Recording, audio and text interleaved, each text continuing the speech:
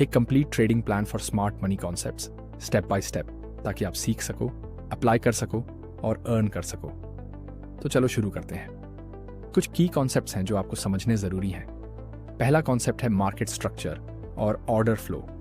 ये कॉन्सेप्ट आपको trend identify करने में हेल्प करेगा और ये समझने में कि मार्केट फंडामेंटल प्राइस एक्शन के जरिए कैसे मूव करता है, जैसे कि स्विंग हाइज और लोज को पहचानना, जिससे हमें पता चलता है कि मार्केट अप ट्रेंड में है, डाउन ट्रेंड में है या कंसोलिडेशन में। अगला कॉन्सेप्ट है लिक्विडिटी कॉन्सेप्ट्स। लिक्विडिटी का यूज हम पोटेंशियल एरियाज ऑफ इंटरेस्ट पहचानने में करते हैं, ऐसे लेवल्स जहां ज्यादातर ट्रेडर्स अपने ऑर्डर्स लगाते हैं। ये वो की लेवल्स होते हैं जहां स्मार्ट मनी प्राइस को पुश करता है ताकि वो अपनी बड़ी पोजीशंस ओपन कर सके। ये हमें स्मार्ट मनी के फुटस्टेप्स पहचानने में हेल्प करेगा ताकि हम उन्हीं के रास्ते को फॉलो कर सकें। और आखिरी की कॉन्सेप्ट है मार्केट इम्बैलेंसेस। जैसा कि हमने पहले कहा, स्मार्ट मनी जब मूव करता है तो अपने पीछे कुछ क्लूज छोड़ता है। ये इम्बैलेंसेस ऐसे जोन्स होते हैं जहां बड़ी ट्रेड्स एग्जीक्यूट हुई होती हैं। वो ट्रेड्स इतने बड़े होते हैं कि मार्केट में एक प्राइस इम्बैलेंस या इनएफिशिएंसी रह जाती है। मार्केट हमेशा एफिशिएंसी और बैलेंस की तरफ भागता है, इसलिए मार्केट खुद को रीबैलेंस करने की कोशिश करता है। ऐसे केसेस में ये जोन्स हमें परफेक्ट अपॉर्चुनिटी देते हैं ऑर्डर्स एग्जीक्यूट करने की। अगर आप हमारे चैनल के सब्सक्राइबर हो तो आप शायद इन कॉन्सेप्ट्स को पहले से जानते हो। अगर नहीं जानते तो कोई बात नहीं, मैं जल्दी से एक्सप्लेन कर दूंगा जब हम चार्ट की एनालिसिस करेंगे। ये रहे वो स्टेप्स जो हमें एक चेकलिस्ट की तरह फॉलो करने हैं, चार्ट ओपन करने से लेकर ट्रेड एग्जीक्यूट करने तक। तो पहला स्टेप है, एक हाई टाइम फ्रेम पे, यूजुअली डेली या 4 घंटे के चार्ट पर आपको विजुअली देखना है कि मार्केट का जनरल ट्रेंड क्या है, और उसके बाद मुख्य बिंदु इंटरेस्ट और की लेवल्स को आइडेंटिफाई करना है। ये हो सकते हैं स्विंग हाइज और लोज या फिर इम्बैलेंसेस जैसे फेयर वैल्यू गैप्स और ऑर्डर ब्लॉक्स। अगले स्टेप में जब या अगर प्राइस किसी की लेवल को टच करता है तो हमें अपने इनिशियल टाइम फ्रेम से एक लोअर टाइम फ्रेम पर जाना है। जैसे कि अगर हम 4 घंटे के चार्ट पर हैं और प्राइस ने पॉइंट ऑफ इंटरेस्ट टच कर लिया तो हमें 15 मिनट चार्ट पर स्विच करना है। तीसरा स्टेप है देखना कि क्या पॉइंट्स ऑफ इंटरेस्ट या की लेवल्स के अंदर लिक्विडिटी स्वीप हुआ है या नहीं। चौथा स्टेप, देखना कि प्राइस ने अग्रेसिवली स्ट्रक्चर ब्रेक किया है और मार्केट इम्बैलेंस क्रिएट किया है या नहीं। और आखिरी स्टेप, उस इम्बैलेंस पर एंट्री लेना जो स्ट्रक्चर ब्रेक के साथ वैलिडेट हुआ हो। अगर आप ट्रेंड कंटिन्यूएशन ढूंढ रहे हो तो, या फिर चेंज ऑफ कैरेक्टर के साथ वैलिडेट हुआ हो अगर आप ट्रेंड रिवर्सल ढूंढ रहे हो तो। इस स्ट्रैटेजी को हम 2 अलग अलग मॉडल्स में यूज कर सकते हैं। मॉडल नंबर 1 से शुरू करते हैं। ये model high time frame reversal strategy को शो करता है। सबसे पहले जो हमें देखना है वो है एक simple liquidity grab. Liquidity grab तब होता है जब मार्केट पहले अपने मेन ट्रेंड को फॉलो करता है लेकिन अचानक रिवर्स हो जाता है और मार्केट स्ट्रक्चर में चेंज लाता है। जब चेंज ऑफ कैरेक्टर होता है तो अक्सर चार्ट में इम्बैलेंस छूट जाती है, यूजुअली ऑर्डर ब्लॉक या फेयर वैल्यू गैप की फॉर्म में। ये इम्बैलेंस हमारा high time frame point of interest और की लेवल बन जाता है। अगर प्राइस इस जोन को टच करता है तो हम लोअर टाइम फ्रेम में उस प्राइस एक्शन के अंदर जूम इन करते हैं। अगर प्राइस जोन को टच नहीं करता और बाईपास कर देता है तो हम उस अपॉर्चुनिटी को इग्नोर कर देते हैं। और अगर market high time frame point of interest को टच करता है तो हम उस इम्बैलेंस के अंदर लोअर टाइम फ्रेम में जूम इन करते हैं। टाइम फ्रेम आप अपनी प्रेफरेंस के हिसाब से चुन सकते हो। रूल ऑफ थंब ये है कि जितना लोअर टाइम फ्रेम उतनी ज़्यादा ट्रेडिंग अपॉर्चुनिटीज लेकिन कम क्वालिटी और ज़्यादा फॉल्स सिग्नल्स, और जितना हायर टाइम फ्रेम अपॉर्चुनिटीज कम लेकिन क्वालिटी ज़्यादा हाई। अब दूसरा मॉडल थोड़ा सिंपल है।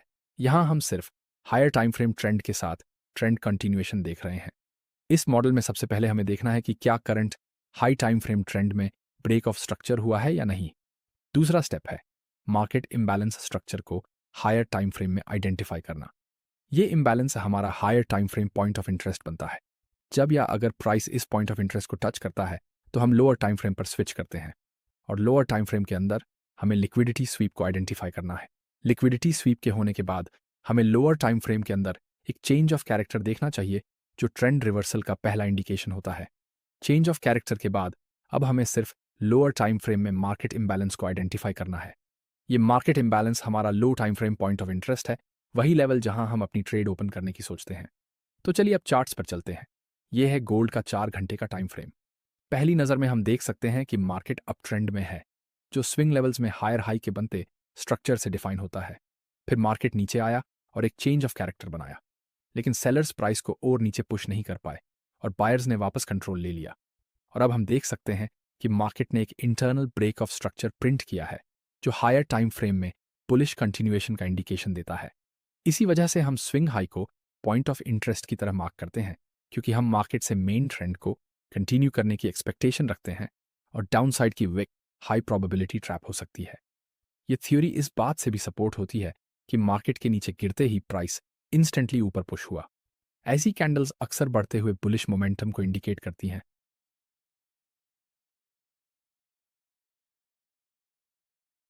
और प्राइस थोड़ा ऊपर गया विक के साथ, लेकिन कैंडल जो ब्रेक के लिए रिस्पॉन्सिबल थी वो इंस्टेंटली डाउनसाइड रिजेक्ट हो गई। तो ये बिल्कुल वैसा ही रिजेक्शन कैंडल है जैसा पहले दिखा था, लेकिन उल्टी डायरेक्शन में। अब जब पॉइंट ऑफ इंटरेस्ट को रिस्पेक्ट किया गया है, हम लोअर टाइम फ्रेम पर जूम इन करते हैं। इस केस में हम 1 घंटे के टाइम फ्रेम पर गए हैं। मार्केट स्ट्रक्चर यहाँ बिल्कुल क्लियर है।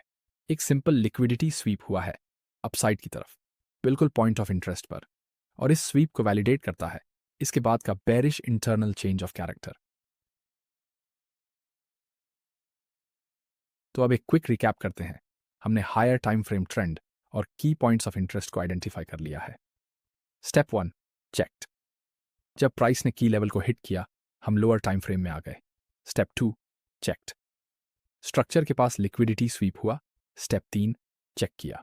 मार्केट ने या तो स्ट्रक्चर का ब्रेक किया या चार्टर का चेंज दिखाया रिवर्सल के फेवर में। स्टेप 4 चेक किया। और आखिरी स्टेप 5 मार्केट इम्बैलेंस को आइडेंटिफाई करना है, ताकि हम एक ऐसा सेटअप लें जो इन सारे स्टेप्स से वैलिडेटेड हो। और हमें यहाँ एक मार्केट इनएफिशिएंसी मिली है जो एग्रेसिव डाउनसाइड पुश से क्रिएट हुई थी। अब हम इस इनएफिशिएंसी को शॉर्ट करने का प्लान बनाते हैं। जब ये रिफिल होती है तो स्टॉप लॉस स्ट्रक्चर के ऊपर, टेक प्रॉफिट करंट लोस के नीचे। और ये सेटअप एक अच्छा खासा रिस्क टू रिवॉर्ड रेशियो देता है। चेंज ऑफ कैरेक्टर वैलिडेट करता है कि एक हाई प्रोबेबिलिटी डाउन ट्रेंड आने वाला है, तो हम एक्सपेक्ट करते हैं कि प्राइस वापस पुल बैक करेगा ऊपर की ओर, इनएफिशिएंसी को फिल करेगा और पास्ट लोस को ब्रेक करेगा। अब यह एक क्विक सेटअप था। टेक प्रॉफिट उसी कैंडल में हिट हो गया जिसने हमें एंट्री दी थी। यह भी सपोर्ट होता है इंक्रीजिंग लिक्विडिटी से, जो ऊपर पुल बैक से गैदर हुई थी, लेकिन बहुत ही वीक मोमेंटम और स्ट्रेंथ के साथ। जब कैंडल्स इतनी छोटी हों बेरिश कैंडल्स के कंपैरिजन में, तो ये हमारी सेटअप प्लान को सपोर्ट करता है कि प्राइस और नीचे जाएगा। एक और बैक टेस्ट। इस बार भी हम हायर टाइम फ्रेम पर है, 4 घंटे के चार्ट पर। सबसे पहले एनालिसिस करते हैं।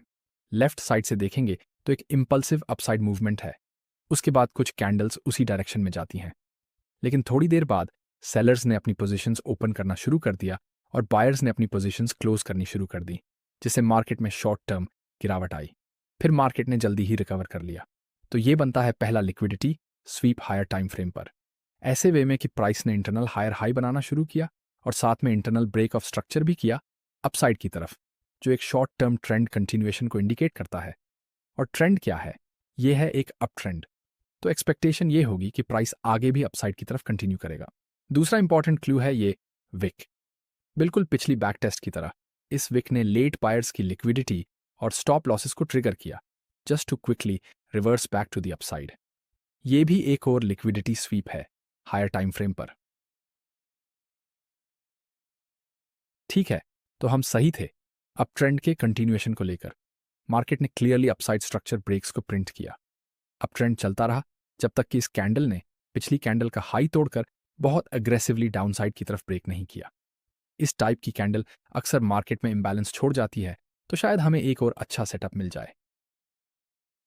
इसके लिए हम लोअर टाइम फ्रेम पर जाते हैं, 1 घंटे के टाइम फ्रेम पर। इस प्राइस एक्शन में हम क्लियरली देख सकते हैं एक चेंज ऑफ कैरेक्टर, और ये स्ट्रॉन्ग इनफ है एग्जिस्टिंग फेयर वैल्यू गैप को वैलिडेट करने के लिए। अब क्योंकि ये फेयर वैल्यू गैप काफ़ी बड़ा है, तो हमारे पास मल्टीपल एंट्री टाइप्स होते हैं। हम सिंपली जोन के बॉटम पर ही सेल शॉर्ट का ऑर्डर प्लेस कर सकते हैं, या फिर हम फाइबोनाची टूल को फेयर वैल्यू गैप जोन पर लगाकर एंट्री को गैप के 50% यानी 0.5 जोन पर रख सकते हैं। ये दोनों लेवल्स सेम होते हैं। इस प्लेसमेंट के साथ आप कुछ ट्रेड्स मिस कर सकते हैं, लेकिन risk to reward ratio better मिलेगा।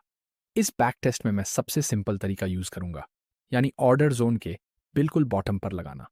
स्टॉप लॉस के लिए भी हमारे पास ऑप्शंस हैं। या तो हम स्टॉप लॉस को लास्ट मेजर हाई के ऊपर रख सकते हैं, जिससे रिस्क टू रिवॉर्ड थोड़ा कम होगा, या फिर बस जोन के ऊपर ही रख सकते हैं, जिससे better risk to reward ratio मिलेगा। और टेक प्रॉफिट के लिए हम इसे हायर टाइम फ्रेम के लास्ट मेजर लो के नीचे रख सकते हैं। वो होगा पहला हाई टाइम फ्रेम ब्रेक, या फिर हम दूसरे हायर टाइम फ्रेम ब्रेक को टारगेट कर सकते हैं, जिससे और भी बेटर आरआर रेशियो मिलेगा। हालांकि इस केस में आरआर ज़्यादा बड़ा नहीं है, तो मैं सेकंड ब्रेक को टारगेट करूंगा।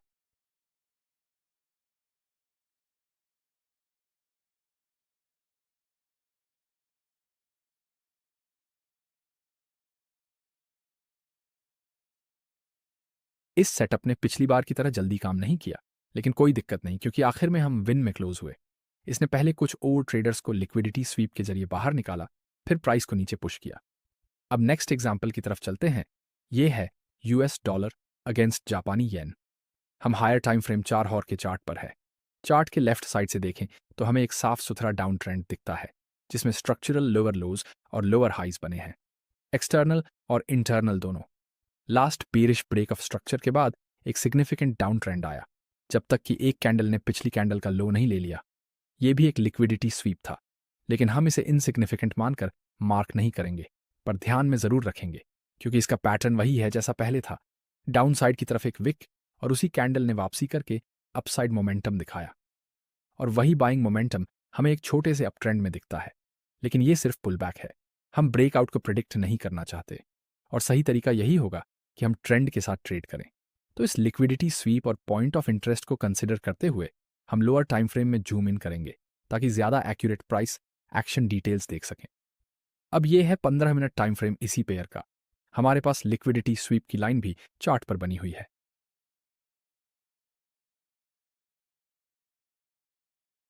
और प्राइस ने एक इंटरनल हायर हाई बनाया जो छोटे टाइम फ्रेम में अप ट्रेंड कंटिन्यूएशन का इंडिकेशन देता है।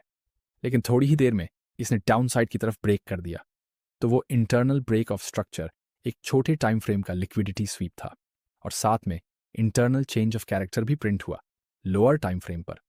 अब हम मार्केट को बेरिश नजरिए से देख सकते हैं। हायर टाइम फ्रेम भी डाउन ट्रेंड में है, तो ये मूव सिर्फ पुलबैक का टॉप हो सकता है, जिससे प्राइस बाद में और नीचे जाए। पिछले पुलबैक्स में भी प्राइस ने सिमिलर बिहेवियर दिखाया था, और हमारे पास मार्केट इम्बैलेंस भी है, एक इनएफिशिएंसी गैप की फॉर्म में। Simple setup, entry at bottom of the zone, stop loss zone के ऊपर, और take profit higher time frame के स्विंग लो के नीचे।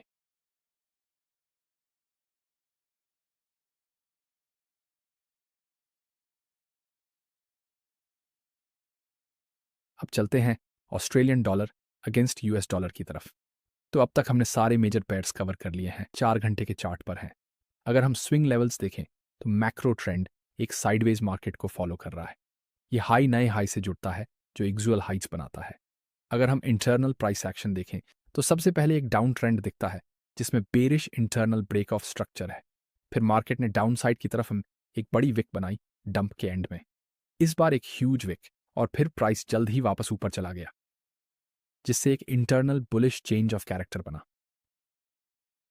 तो लोअर टाइम फ्रेम ट्रेंड एक अप ट्रेंड को फॉलो कर रहा है, जबकि हायर टाइम फ्रेम एक कंसोलिडेशन में है।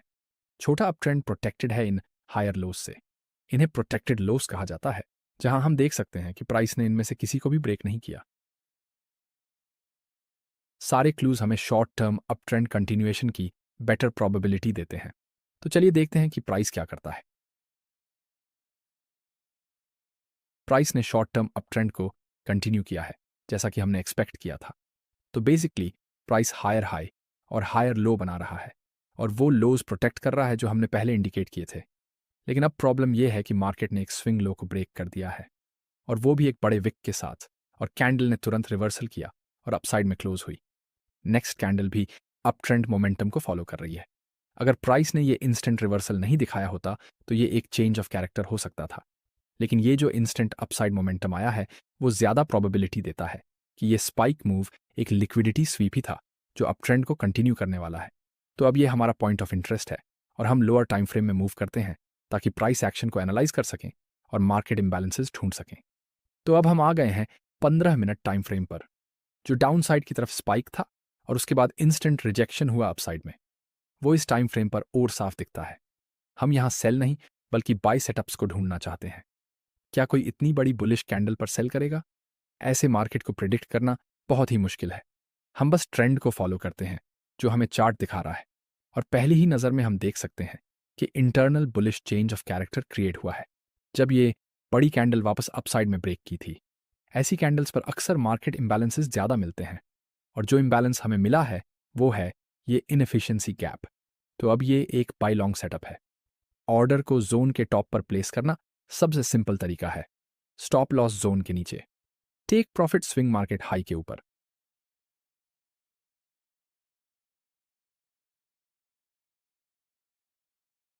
हमें एंट्री मिल गई है, पोजीशन फिल हो चुकी है और तुरंत एक रिजेक्शन दिखा है अपसाइड में।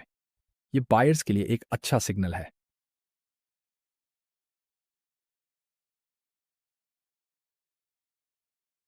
इसमें ज्यादा टाइम लग सकता है, लेकिन सेटअप प्लान बिल्कुल सही था, इसलिए हमें अपनी साइकोलॉजी का भी प्लान रेडी रखना चाहिए। उनमें से एक है पेशेंस रखना, खासकर जब मार्केट हमारी डायरेक्शन में जा रहा हो। बहुत बढ़िया। अब चलते हैं यूएस डॉलर के खिलाफ कनाडाई डॉलर की तरफ, डेली टाइम फ्रेम पर। यहां हम देख सकते हैं कि मार्केट में हर तरफ एक्सट्रीम विक्स हैं। इसका मतलब है कि मार्केट सारी इनएफिशिएंसीज को फिल कर देता है, जिससे मार्केट बहुत एफिशिएंट बन जाता है। ऐसे सेटअप्स ऑलमोस्ट अनट्रेडेबल होते हैं। मैंने सोचा आपको यह भी दिखाऊं कि किस तरह की मार्केट स्टेट में ट्रेड नहीं करना चाहिए, क्योंकि उसमें अच्छे सेटअप मिलने के चांसेस बहुत ही कम होते हैं।